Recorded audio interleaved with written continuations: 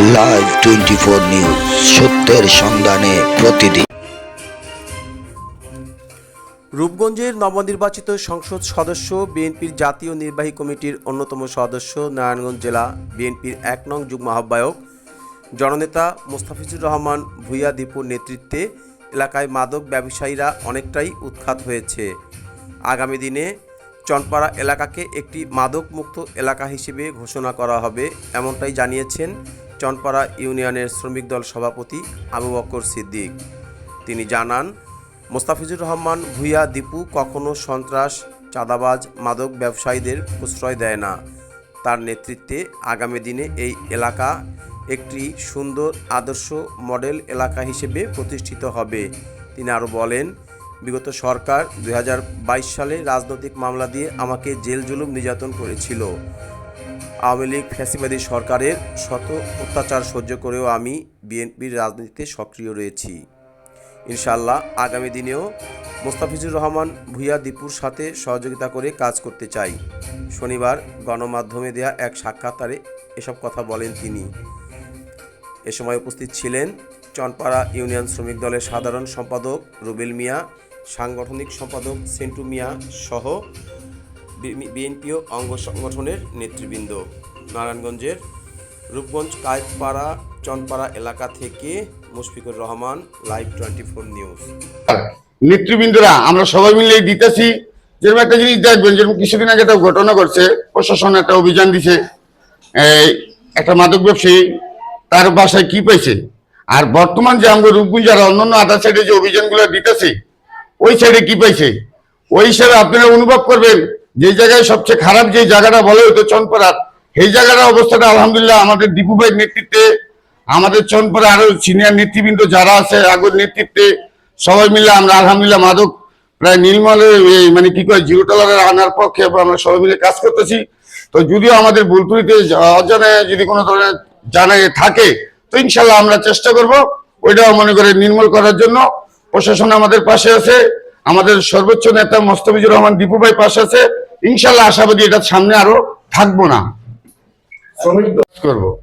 আমি আমার নেতা সারা বাংলাদেশের নেতা তারুণ্যের অহংকার তারেক রহমান, আমাদের তার আমি যদি আমার দলের নেতার কমেন্ট না মানি তাহলে তারা আমার রাজনীতি হলো না। আমি আমার নেতারে মানুষ, নেতার কমেন্ট মানুষ, তাহলে আমার রাজনীতি হবে। আর আমাদের বিএনপির রাজনীতিটা আমি মানে আমার নিজের থেকে বলি, আমাদের বিএনপির রাজনীতির ভিতরে নোংরামিরা নাই কই চলে। তারপরে আমাদের তারেক রহমানের যে নির্দেশ, এটা অবশ্যই আমরা বাস্তবায়ন করব।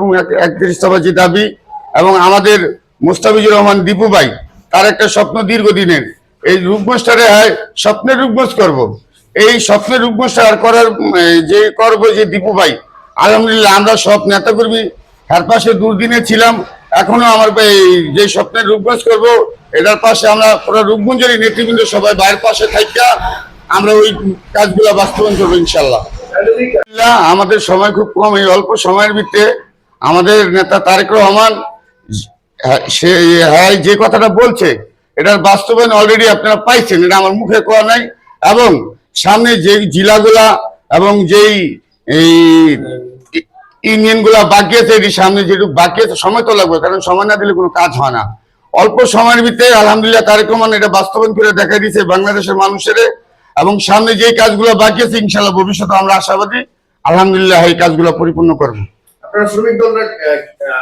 শ্রমিক দলের কাজ হচ্ছে, আমরা আসলে শ্রমিক দল যারাই করি, আমরা খেটে খাওয়া মানুষ, দিনমজুরি মানুষ, মাথার ঘাম পায়ে ফেলায় আমরা পরিশ্রম করে খাই। হ্যাঁ, আমাদের কাজ হয়েছে আমাদের শ্রমিক তার ন্যায্য অধিকারটা চাই সব জায়গা থেকে ফেরত পায়, এটাই আমার চাওয়া, আর কোনো চাওয়া নেই। আমরা খাইতেই খাবো, কোনো সমস্যা নেই, কিন্তু আমার যেই রোজ যে আমার বেতনটা এটা যাতে আমার পরিপূর্ণ হকটা আদায় করা হয়, এটাই আমার চাওয়া, আর কোনো চাওয়া নেই। বিপুল ভোটে বিজয় হয়েছে, আসলে চনপাড়াবাসীর পক্ষ থেকে এবং আপনাদের শহীদের পক্ষ থেকে ওনার কাছে আপনি কি চাওয়া হয়েছে?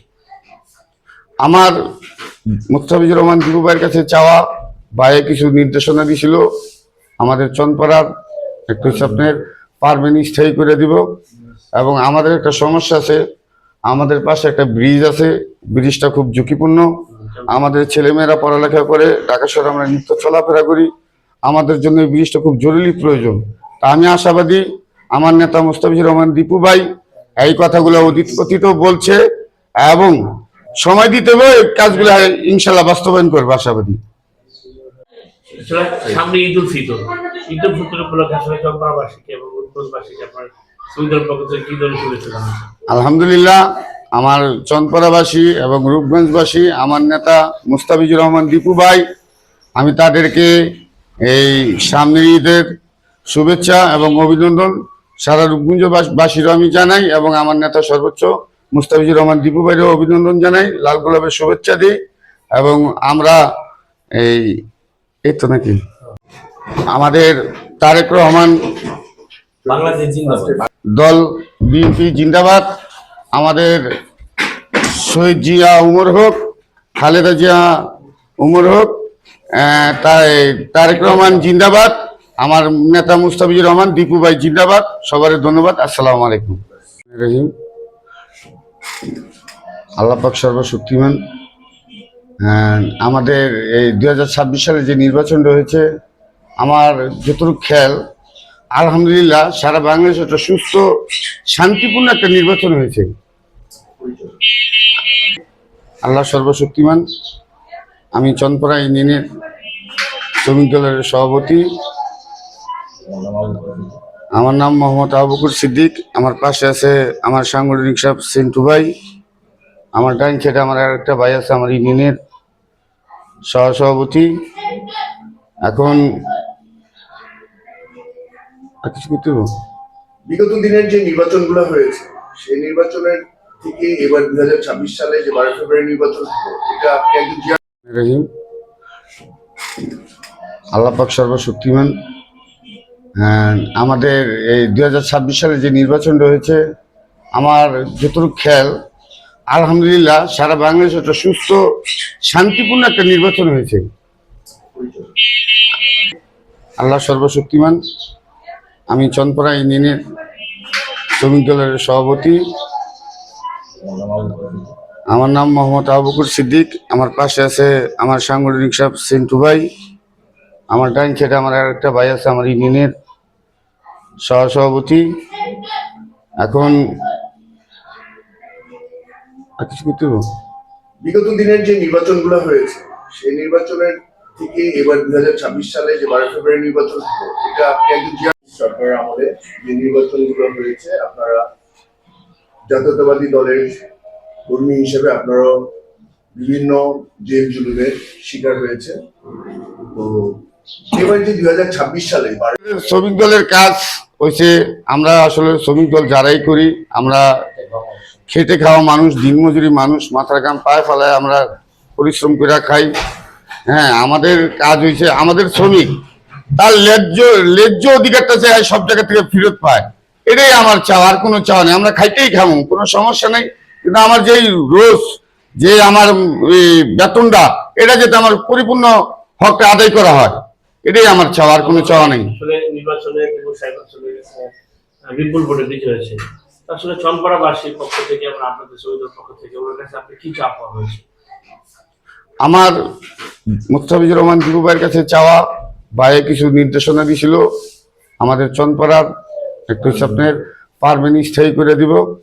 এবং আমাদের একটা সমস্যা আছে, আমাদের পাশে একটা ব্রিজ আছে, ব্রিজটা খুব ঝুঁকিপূর্ণ। আমাদের ছেলেমেয়েরা পড়ালেখা করে, ঢাকা শহরে আমরা নিত্য চলাফেরা করি, আমাদের জন্য এই ব্রিজটা খুব জরুরি প্রয়োজন। তা আমি আশাবাদী আমার নেতা মুস্তাফিজুর রহমান দীপু ভাই এই কথাগুলো অতীত কথিত বলছে এবং সময় দিতে হবে, এই কাজগুলো ইনশাল্লাহ বাস্তবায়ন করবে আশাবাদী।